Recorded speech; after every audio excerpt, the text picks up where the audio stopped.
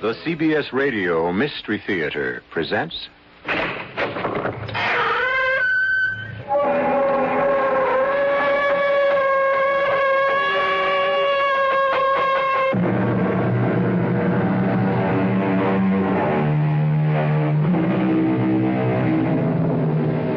Come in.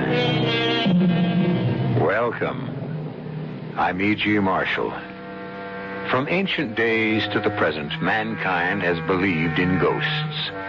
Some claim to have seen them, heard them, and even touched them. There never was any question about the terror of such an experience, real or imaginary. Even today, we read in our newspapers about apparitions and spirit messages which have no reasonable explanation. It was such an experience at a lonely inn in Maine that terrified a man of exact science named Professor George Weymouth. You saw what there? 100 yards offshore. An inverted funnel of water like a shroud, a winding sheet, the garment of the dead. Oh, come now, Colonel Pingree. A shroud?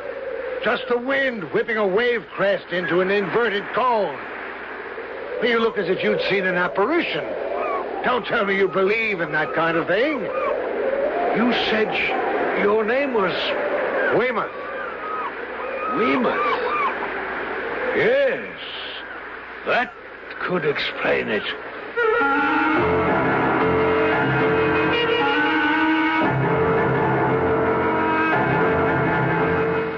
Our mystery drama, The Five Ghostly Indians, was written especially for the Mystery Theater by Roy Windsor and stars Robert Dryden and Court Benson.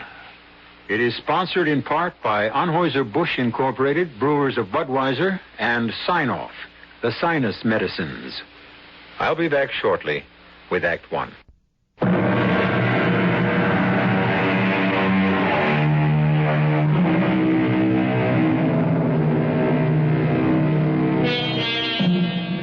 As we approach our country's bicentennial, we think proudly of 1776 and our independence. But what about the first people to live in America, the Indians? Long before we became independent, we had taken away their independence. Someone wrote, "The Pilgrim Fathers landed on the shores of America and fell upon their knees. Then they fell upon the Aborigines." An Englishman exploring the coast of Maine in the year 1605 captured and killed 5 Indians, and the bad relationship began. His name was George Weymouth, and this is the story of what happened to his present-day namesake. Look at this. An Indian arrowhead. Hello there! What? Oh, hello. Well, heard you'd arrived at White Pines. My name's Pingree. Colonel Caleb Pingree. How do you do, Colonel? George Weymouth. And you don't mind me butting in this way? If you do, say so, and I'll finish my walk up the beach. Oh, certainly not. I was just about to walk back to the inn. It's growing dark, and I'm chilled. Yes. Oh, that's a cold-looking ocean. Forbidding. Well, come along. We'll have a cup of tea in front of the fire in the lodge. That sounds inviting. Oh, look here. Just before you hailed me, look what I found. What's this? An Indian arrowhead among the rocks? Well, that's unusual. There's a design on it. Here, let me rub off more of the moss. It's heavily encrusted. Must have been here for hundreds of years. Good. Drums. I beg your pardon? Drums. Indian drums. Hear them? Drums? What are you talking about? I don't hear anything. Here. Any idea what this design means, Colonel? Well, they're gone. They're gone. What? You didn't hear the Indian drums? No. When you rubbed the arrowhead, I distinctly heard drums. When you handed it to me, the drums stopped. Yes, well, let's not worry about them. Take a look at that design, Colonel. A diamond figure enclosing another diamond figure. Oh, that's very unusual. It means medicine man. Why unusual? Because a tribe's medicine man hardly ever went into battle. He was called a shaman and had great authority because of his special guardian functions. That's why he became known to us as a medicine man. Well, you've made a remarkable discovery. Here you are. It's quite beautiful, isn't it? Good heavens. Well, what is it?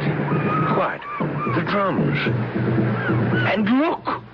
Look out there, about 100 yards offshore. See it? See what? I see white caps as far as I can see, nothing more. And drums? You're hearing things, Colonel. Look there! Follow where I'm pointing. See that inverted funnel of water? It's like a shroud. Don't you see it? I really don't. May I have the arrowhead? Yes, of course. Well, the drums have stopped. And that funnel of water is gone. You're a romantic, Colonel. Yes.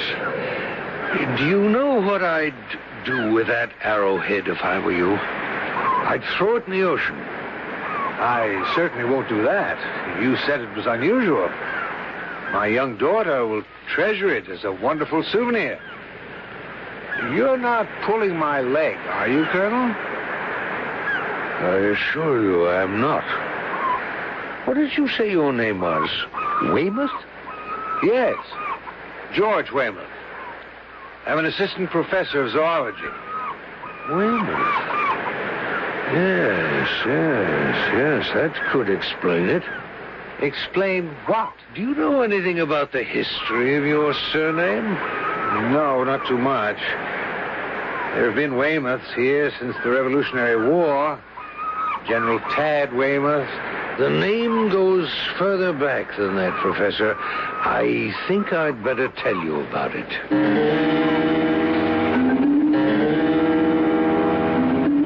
Now, just put that nonsense out of your mind, Boggs. Twant nonsense. I saw them, and I heard the drums. Yeah. I'll mention it to Colonel Pingree.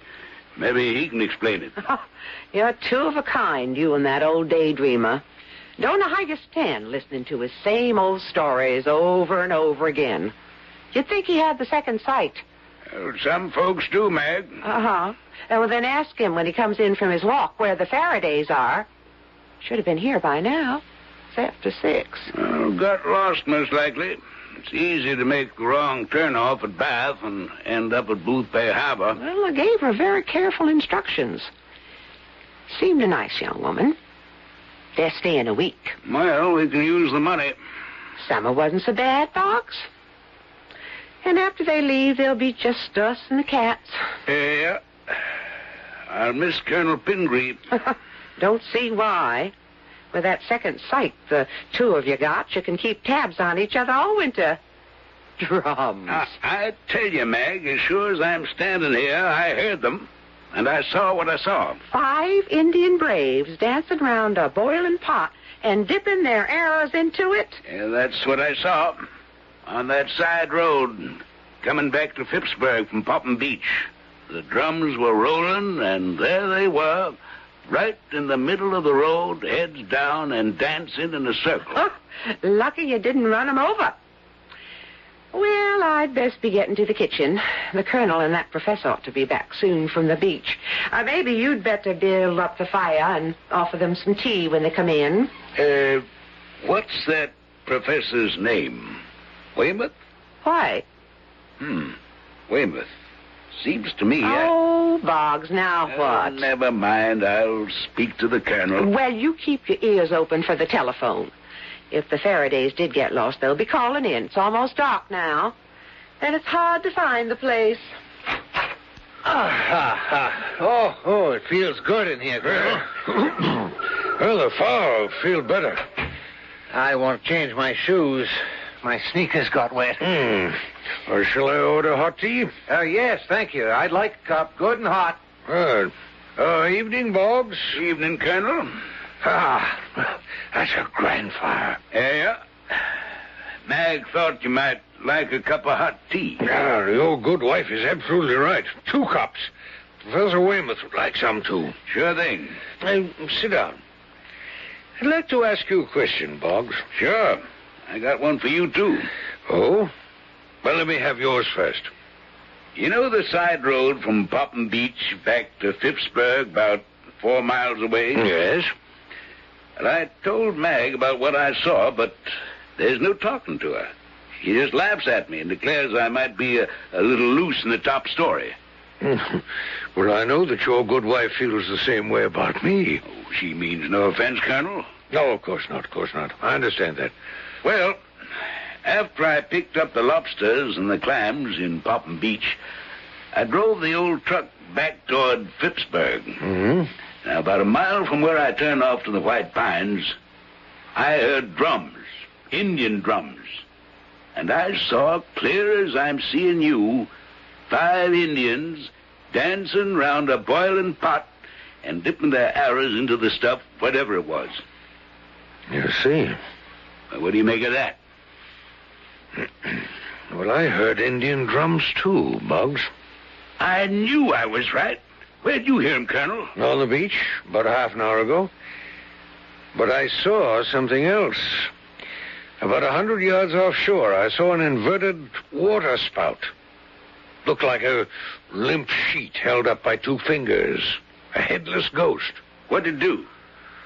Well, when Weymouth handed me the arrowhead, the drums stopped, and the dancing ghost vanished. Arrowhead? Weymouth found an arrowhead among the rocks down by the beach. An arrowhead amongst the rocks?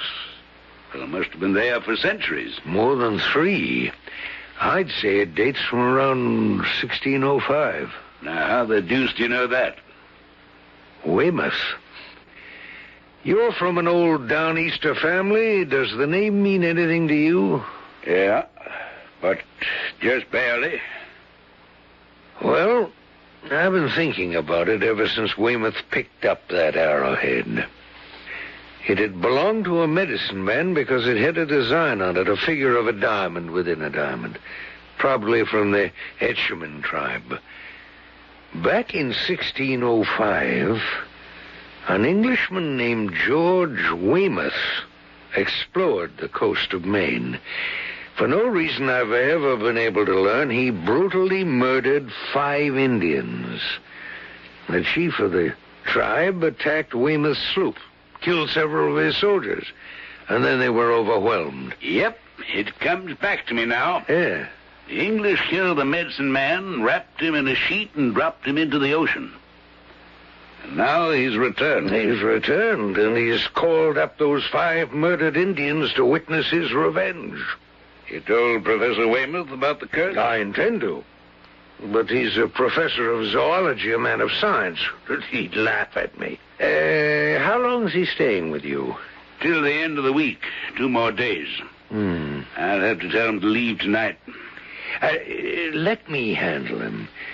If he'll give me the medicine man's arrowhead, he won't be threatened, and neither will White Pines. Evening, Colonel. Where's the... Oh, there he is. Here comes the professor. Evening, Professor. Hot tea. Just what I need, Miss Boggs. I got chilled down there at the beach. Evening, Mr. Boggs. Evening. Thanks for the talk, Colonel. Oh, you two been yarning about those Indian drums and them 5 dancing Indian braves. They're real enough, Meg. Now, don't tell me, Colonel, that you still think you heard drums and saw an apparition offshore? Your name is Weymouth.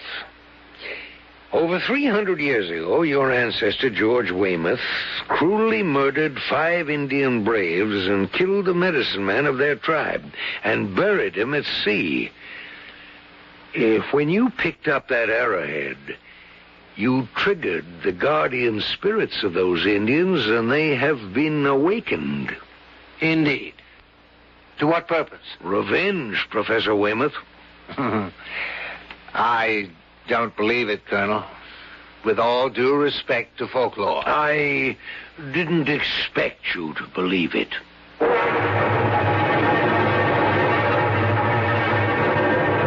If Colonel Pingree and the innkeeper Boggs swear that they heard those celestial Indian drums and saw those apparitions, why should we disbelieve them? They are otherwise normal men. Psychic phenomena is not nonsense, despite the disbelief of Professor Weymouth, whose name links him with a brutal crime committed over 300 years ago. I'll be back shortly with Act 2.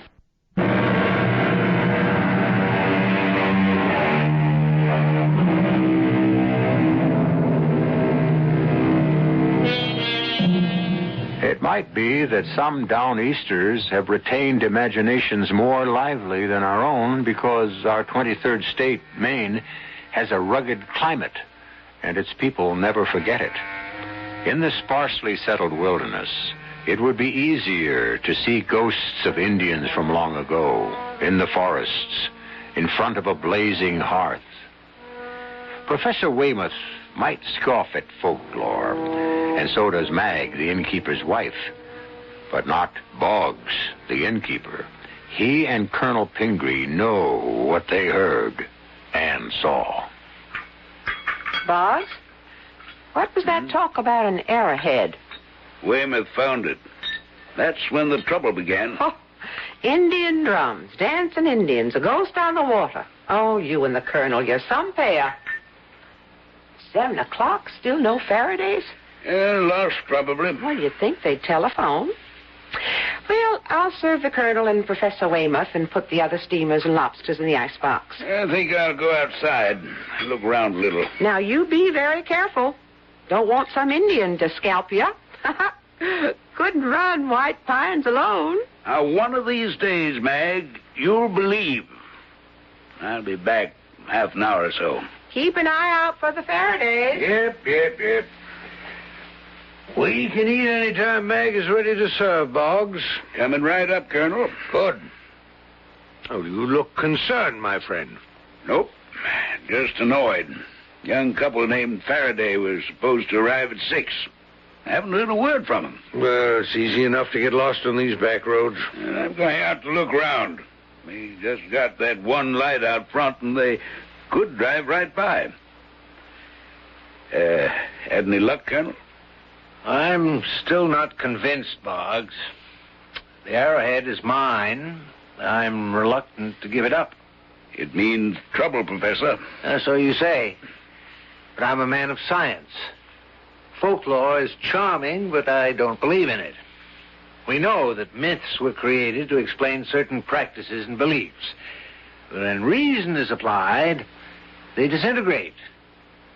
As much as I'd like to believe your story about the Indian drums and the apparition on the sea, I can't. Well, then, Professor, I'll have to... No, Boggs, not so fast. Take your stroll and leave this to me. But I don't know, please. And I'll say good night to both of you. Night. Oh, I offended him. I'm sorry. No, don't worry about it, Weymouth. Hopefully you'll be away from here without incident in a few days. Hopefully? I can understand a simple innkeeper being superstitious, but I can't understand it about you, Colonel. An educated man, well-spoken. Well, all I wish you'd accept is that Boggs and I are certain that the arrowhead is dangerous to you. It's in your own interest to send it to York to be placed with the other Indian relics. Well, perhaps. Come up to my room and we'll take a look at it. Agreed. You're making a wise decision, Weymouth. Maybe we'd better turn around, Ben. I'm sure I took the right road out of Bath. We drove through Winnegans and Arrowsick. We should have telephoned from Arrowsick to tell them we'd be late. Well, let's keep going. According to the map, Phippsburg ought to be, only a few miles from here. You'd never know it. It's like being in a wilderness. I haven't seen a sign for miles. And it's pitch black. Scared? Well, it is kind of spooky. Well, there's nothing here to harm you. Let's drive on. If we get to Phippsburg, we'll telephone White Pines. Maybe they'll hold dinner for us. It's after 7, Ben. We ought to be there by 7:30. Unless we're on the way to Booth Bay Harbor. I have the arrowhead in my bureau drawer. I'll regret giving it up, Colonel. Well, you'll regret it more if you keep it. Ah, here it is. Deadly looking, isn't it? But quite beautiful. Well, good heavens. What's that? A regular gale. And the sky is clear and the water calm. And there's fog all over the windows. Put down that accursed arrowhead and stand back, Weymouth. Look out! Look out! It smashed out one of the windows. Weymouth, come here. Look! Look, racing toward the beach. I can't believe it. Did you see it? Yes. Yes. A white sheet flying over the ground. And twirling as it goes. Now it's at the shore. It's going out to sea. Pingree, what is it? Did you see it? Did you see it, Colonel? Hey, the window's broken. What happened? Did it try to get in? Weymouth had the arrowhead in his hand when a tremendous gale arose. Then fog covered the window. I saw the fog. Yes, when I yelled, look out. But it wasn't fog. It was that medicine man who'd come out of the sea. Well, that's what I saw from the shore late this afternoon, Boggs. What about you, Professor Weymouth? I saw it, too. You believe now? I don't know what to believe. But you saw it with your own eyes, Weymouth. You saw the apparition, the ghost of that Indian medicine man who was killed and buried at sea hundreds of years ago. Now are you going to give the arrowhead to the Colonel? I admit what I saw, but I still can't believe it. My training and my mind refuse to accept the idea of an avenging ghost. What I saw might have been an illusion. That busted window ain't no illusion, Professor. Well, that might be explained in some way other than the fantastic notion that a ghost, which is weightless, could have broken that window. Now, what's all the excitement about? Box. The window. The ghost of the Indian medicine man paid Professor Weymouth a visit. What? Now, that's just crazy. You mean something that weighs less than a sheet of cheesecloth broke that window? And ask him. Professor? I don't honestly know, Mrs. Boggs. Now, you were honest enough and you admitted seeing it, Weymouth. That's true. I did see something like a shroud, a winding sheet, trying to break through the window. A great wind preceded its appearance. Then the wind died down, and the thing, twirling like a top, flew back to the beach and out to sea. And you saw it? Well, it may have been an illusion, but yes, I did see something. I'll pay for the window, of course, and I think I'll check out tomorrow, if you don't mind. Professor, you mean you're scared? Say I'm prudent. It was that ancestor of yours, George Weymouth. He was cruel to those Indians, and they want to avenge themselves against the person who bears that name. I'll give you the arrowhead in the morning, Colonel, and head back home.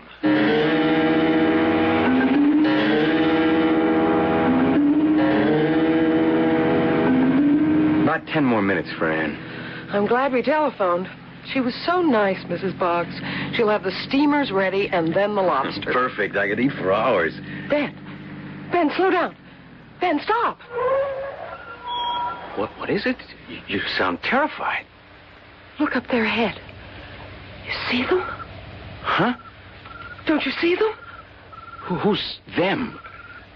You mean you don't see them? I don't even know what you're talking about, Fran. The Indians. What? Indians. 5 of them. They're dancing around a big pot. And listen, drums. Indian drums. Hey, come on, you're pulling my leg. Indians dancing around a pot. I don't see a thing as far as the headlights carry. You all right, Fran? Of course I'm all right. You mean you really can't see them? They're dipping their arrows into the pot as they dance around it. Toledo, you must have flipped. I assure you, honey, there's nothing in the road. Nothing. There is. I tell you, I see them. Hunger can make a person see things sometimes. I'm hungry, but I'm not starving to death. Darn it, Ben, I see them. Are you telling me I've come off the spool? Well, what do you want me to do? Shoo them away? I don't know what we should do. Well, I do. You close your eyes. I'm driving on. Indians or no Indians, I want to get to White Pines.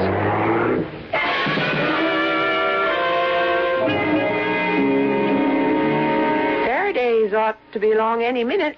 Yep. Now what's fretting you? Weymouth won't listen to reason. I'm glad he's leaving in the morning. If he wasn't, I'd tell him to get. Just because he won't do what you and the Colonel want him to? There's a curse on the man. An old Indian curse. What if that thing had gotten into the room and killed him? We'd never have another guest here, summer or fall. Oh, now get that sour expression off your face. It's almost 7:30. You stay here at the desk and wait for the Faradays. And be pleasant. I'm about ready to serve them steamers. Oh, that's them, Boggs. Evening. Hello there, Mr. Boggs. Yep. Glad you made it. Evening, ma'am. Good evening. Have trouble with the road? Well, no, the directions were fine. We just weren't sure we were on the right one. But it worked out. What a fine inn you have here, Mr. Boggs. Oh, it's lovely. Look at that lodge room, Ben, with logs blazing away in the fireplace. Fran, why don't we go in and have a drink in front of the fire? I can bring in our bags later. Never mind the bags. I'll fetch 'em.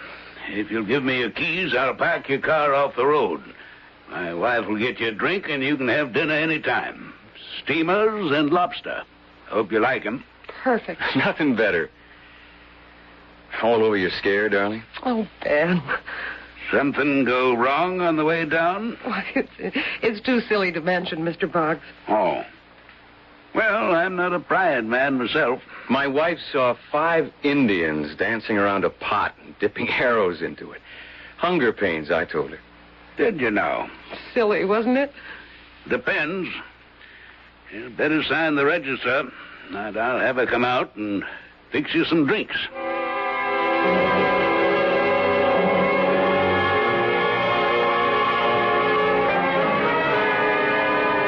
Well, we'd better go down to dinner, Weymouth. Right. It's after 7:30. Still got your appetite? Oh, yes. I'm recovered now. Quite an experience for you to tell about back home. A phenomenon. I can't quite yet encompass what happened. Well, accept it. Give me the arrowhead and tell your story on a wintry night to that little girl of yours. Of course, it's not a story, not fiction, because it really happened. It was strange. I know what I heard and saw, but there must be a rational explanation for what happened. Including the breaking of the window? Even including that. It must have been some freak kind of pressure. I have nothing to fear from mere ectoplasm. Well, maybe you don't have anything more to fear, but don't count on it.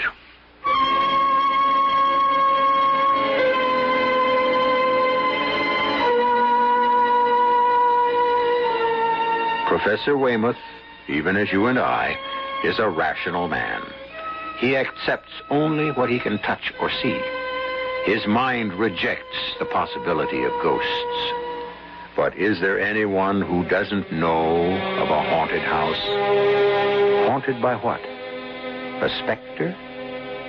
Yes, indeed, Professor Weymouth.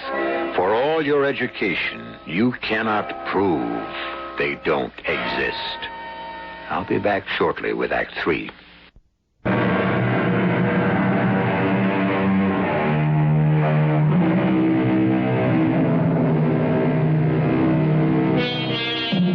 The White Pines Inn is located a few miles from Phippsburg on the rocky coast of Maine. The coast is beautiful, but forbidding, as the British found out during the Revolutionary War when 6,000 men of Maine fought them determinedly.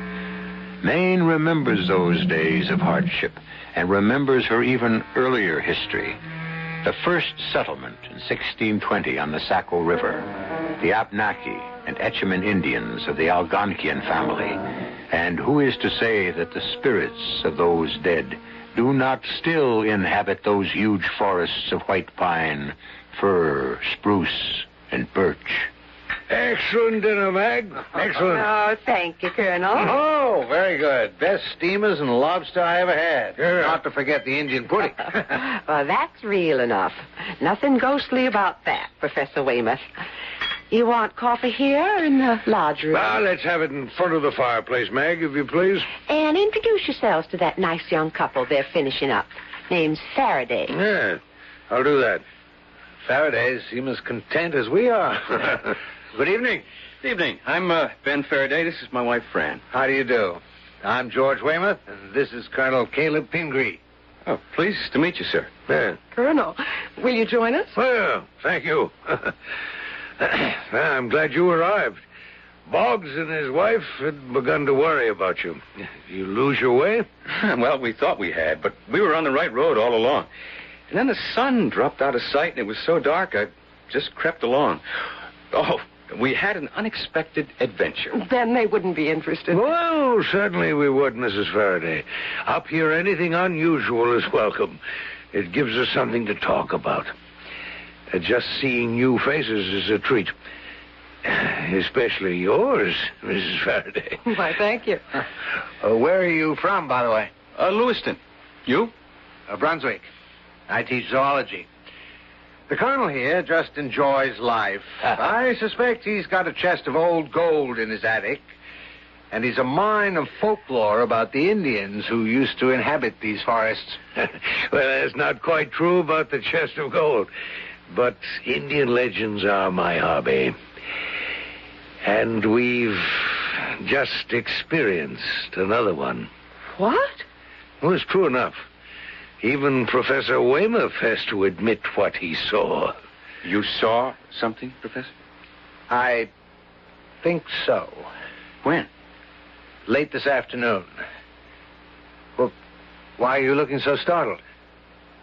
Mrs. Faraday? Excuse me. You, experienced an Indian legend? 4 cups, cream, sugar. I'll leave the pot. No, thank you, Mag. Are you all right, young lady? You look kind of peaked. Oh, Indian legend. So that's it, Colonel. Got another listener to those Indian legends of yours. Oh, my dear Mag, I've said nothing. Don't let the Colonel pull your leg, Mr. Faraday. He and my husband, Boggs, sees things where they ain't. If they ought to give me the creeps listening to the two of them. Say what they want to. There's no such thing as ghosts. What about the broken window, Meg? Well, that's just a freak swirl of wind. And the twirling shroud that scudded out to sea. Well, I didn't see it. Now, I'll thank you not to go scaring these young folks. You are not going to believe this, Mrs. Boggs. Go on, Fran, tell them. Well, not far from here, when I thought we were lost, Ben stopped the car. And the headlights cut a tunnel of light far down the road, and then I saw them. People see things when they're hungry. Maybe I was imagining things, but I'd swear I really saw them. 5 Indians dancing around a pot or cauldron and dipping their arrows into it. You have no doubt about what you saw, Mrs. Faraday? I saw them as plain as I see you. Well, Professor, I was inclined to disbelieve you and Boggs, Colonel, but this story of Mrs. Faraday's cannot be discounted. You saw the Indians. Did you hear drums? Yes, distinctly. What's this all about? Revenge. Revenge, Mr. Faraday. What? Revenge for what? You'd better tell them, Pingree. You'll excuse me. I need some fresh air. I'll see you later, Colonel. He looks terribly worried, Ben. Yeah. Because he's the intended victim of an Indian's revenge.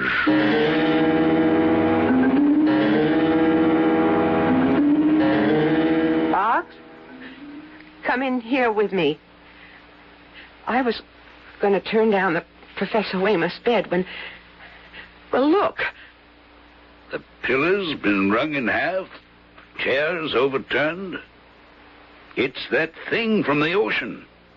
I know you don't believe in such things, Mag. Well, I don't want to. But this...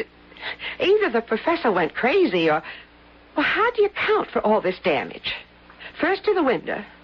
Now the room wrecked. And the pillow twisted in two. Like wringing a person's neck until he was dead. The Indian medicine man. Somehow he got back in here and thought he had Weymouth by the neck when what he had was the pillow. A powerful wrench. The pillow's twisted in half, feathers all over.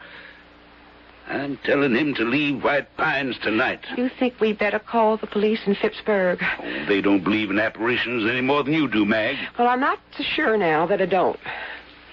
Because I never seen anything like this. Where is the professor? When the colonel began to tell the Faradays the story, the professor went out for some fresh air. And I'll find him and tell him to pack up and leave.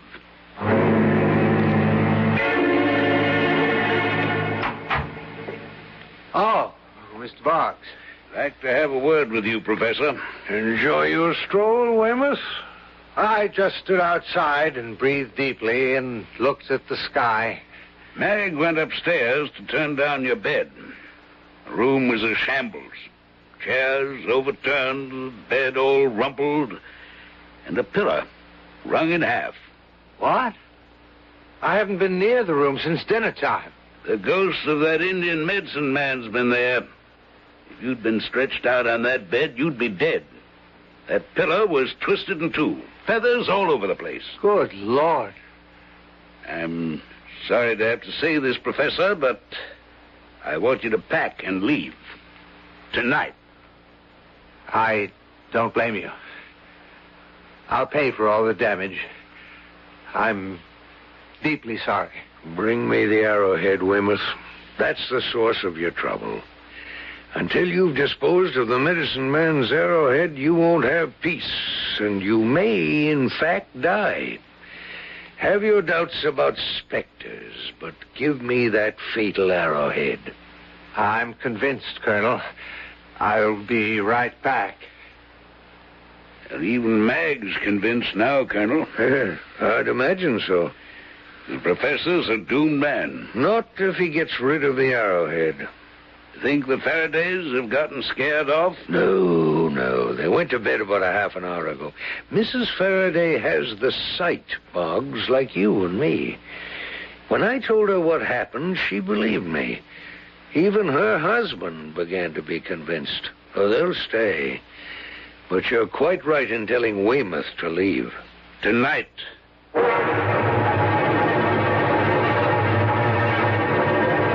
Fran, stop fussing and come to bed. I'm not fussing.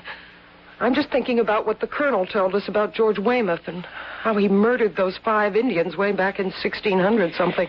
Yeah, but it's just crazy to think that some old medicine man is out to murder the professor. He didn't kill those Indians. Why is he to blame? Just because he has the same name, that's all. You believe that? Yes, Ben.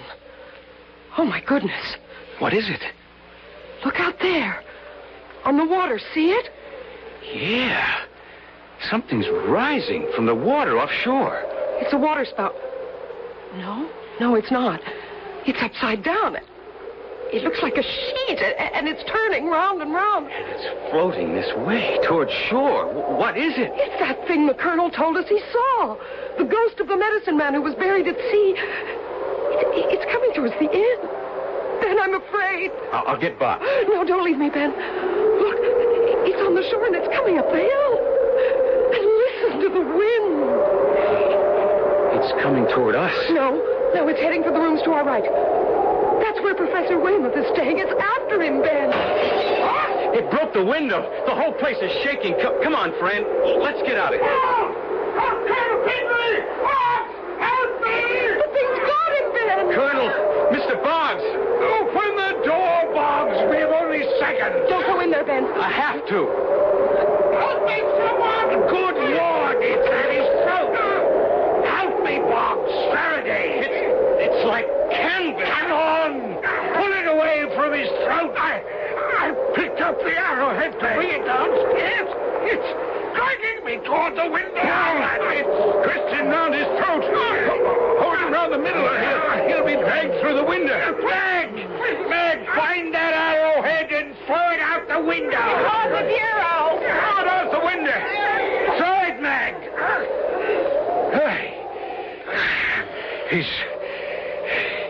He's fainted. Here's some water. Notice the wind's died down. And the thing that had him by the throat, it's in a heap on the floor. Canvas. Look. When I touched it just now, it crumpled in my hand. It's like dust. Oh, my throat. Oh, thank you. Heard you. You had a close call, Weymouth. You're lucky to be alive. Thank God all of you were close by, or it would have killed me. I'm very grateful. Can you tell us what happened? I can. I was looking out the window when I saw the apparition come out of the sea and drift this way. Then a great wind came up, and the thing kind of embraced the house. It was when the window broke that the professor began to cry out. It floated in like a small upside-down cyclone. I tried to stay out of its way, but it began to wrap itself around me. It was horrible. What in heaven's name was it? What could it be? You know, Weymouth. It was the ghost of the Indian medicine men come back to avenge the murder of those 5 Indian braves. It was your forebear who killed them, and the spirit of the medicine man has never forgotten. When you picked up that arrowhead, you aroused his spirit. Only by giving up that arrowhead could you break the fatal connection. Well, where's the arrowhead now? I threw it out the window, Professor. Oh. And something else. When it hit the rocks below, there was a burst of flame. And then nothing. I believe it. I believe all of it, Colonel. The 5 ghostly Indians. They did exist. Lucky for you, Weymouth, that you've lived to tell the story.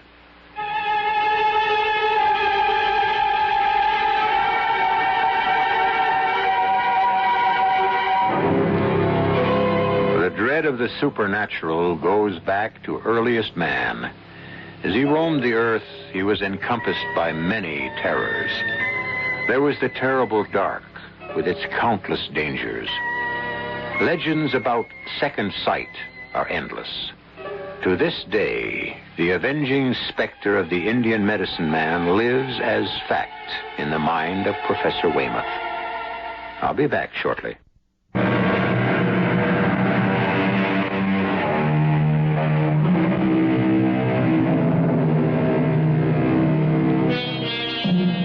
The fascination of terror is as ancient as the human race. It is stronger than our intellect, stronger even than our fears. It goes to the core of our very being. The brutal, unnecessary killing of 5 Indians in 1605 by George Weymouth laid a curse on those who bore his surname. Perhaps there is a kind of real justice after all. Crimes of long ago, unavenged, can be avenged. Our cast included Robert Dryden, Court Benson, Guy Sorrell, Ann Petoniak, Suzanne Grossman, and Jay Gregory. The entire production was under the direction of Hyman Brown. And now, a preview of our next tale. Why did you allow her to leave so early? You and I have to talk. Well, whatever we say would be beyond her. Yes, if she's Group 3. Turn? How could Turn be an inspector? I suspect Turn because she's too perfect. Too absolutely Group 3. Well, suppose she is an inspector. What have you and I ever said to each other that's reportable? I am head of repair. You are Admiral of the Fleet. And we are about to be disenfranchised. Why? Corral cannot qualify for Group 1. He will fail the examination. But you took him to repair yourself. He was judged in perfect balance. Oh, yes. Because he was examined by a single practitioner, and I was present. Do you think he's out of balance? Oh, I know it. He's one of those. I refuse to believe that. You refuse to accept it. Radio Mystery Theater was sponsored in part by Buick Motor Division. This is E.G. Marshall inviting you to return to our Mystery Theater for another adventure in the macabre. Until next time, pleasant dreams.